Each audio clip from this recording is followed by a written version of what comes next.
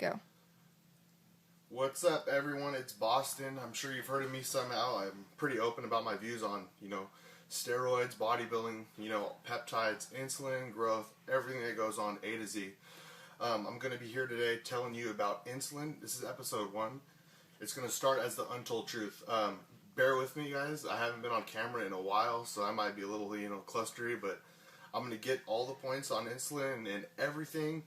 We're going to have quite a bit of episodes going from A to Z. I'm going to explain to you everything about insulin today. It's going to be the untold truth. This is episode 1. Okay. So actually, in my room, I have a mini refrigerator with everything. I mean, peptides, growth hormone, insulin, one of them. These are the things you need to keep refrigerated, which a lot of bodybuilders, I'm renting a room actually, but most bodybuilders will, put it in their normal refrigerator. So I'll show you right now. Here's my refrigerator. Grab my insulin. So, get closer. So these are two types of insulin that bodybuilders use. This is Humulin R, which is actually completely legal. I actually get this, believe it or not, at Walmart for $24. So the insulin is the most anabolic hormone in our body, and this is only $24. It lasts me about 6 months, depending on how much you're using. 6 months, it could last you 2 months, it could last you a month, depending on how much you're using. This is 100% legal. You just walk up to the pharmacy, tell them you want Humulin R. It's illegal for them to ask any questions, so you just go up, boom, go to the pharmacy, I need Humulin R. They have to give it to you, no questions asked. This, on the other hand, because they say it's a little more dangerous, it's fast acting. This is slower acting. Fast acting obviously being more dangerous because you can go hypoglycemic faster. I get actually prescription from this in Turkey overseas. I get it shipped to me with a prescription, so if customs was to open it, this is fine. They can't do shit about it. I got a fucking prescription. Yeah, motherfuckers. So I use both of these. I like to use Humulin R. Most people do. Let me give you a little background. I've worked with 3 really good coaches. I'm not going to say their names. Top in the industry. Right now I'm doing my own thing. I'm figuring out my body. Doing a lot of research. I've been researching since 17. I'm 20 years old right now. Been up and down. Have had bad steroid cycles, good steroid cycles. Got very emotional on steroid cycles. Have very successful steroid cycles. Had cycles where I actually really fucked up. Like fucked myself up. Got bitch tits. Got really watery. Everything. So insulin. I like to use Humulin R right in the morning after breakfast. You could shoot it before breakfast because it's slower acting. It doesn't really matter. But I like to shoot it actually after breakfast, a little safer. You're not going to get as tired. Insulin usually makes you a little tired because your blood sugar drops no matter what.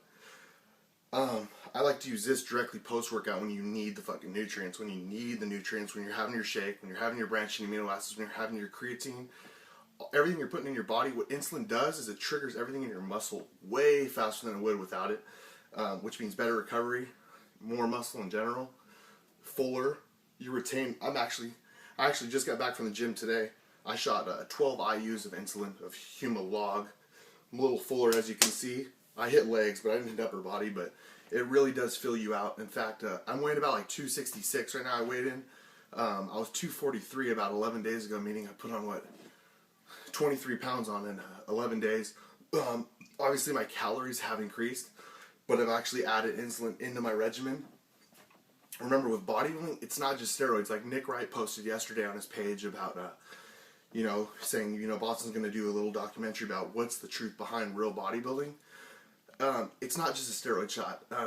I would say about 60 to 70% of the people that you actually go and look at the gym and you're like, wow, he looks pretty good. He's probably on shit at the moment, has used shit in the past, or has taken a pro hormone from a fucking supplement store in the area that, he thought was natural but really wasn't a natural supplement. So I'm going to show you over here how I actually pack this to the gym. See, I have an insulin bloat right now.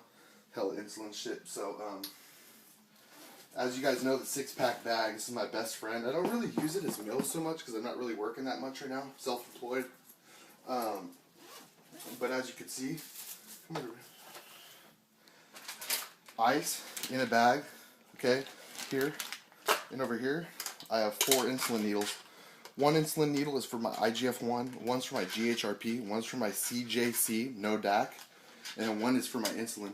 I'll be going over to the peptides in other episodes, but today we're going to talk strictly about insulin. I actually just got back to the gym, so I just shot that about 30 minutes ago. I'm kind of tired right now, but I've had some grape juice. I have my carbs and all that shit, so that's a good thing. But that's how I pack it, actually. Put it in my car. As soon as I'm done with my workout, go to my car, pull them out, stab myself. Insulin's actually subcutaneous. It's not intermuscular. IGF-1 and other peptides, you could do either way. I prefer intermuscular. I think better absorption. So as far as the IGF-1, I do my quad. As far as insulin, I go right into my belly fat in my car. And I want to go over some points of insulin that a lot of people have really misinterpreted. You know, you get a lot of people. I'll post about me taking insulin, and people will be like, "Be careful with that stuff, man. You could die." That's true, but you have to be a complete fucking idiot. Insulin is actually, I would say, really safe in my opinion. A lot of people's like, "Oh, it's the most dangerous thing," but if you know what you're doing, it's not dangerous at all.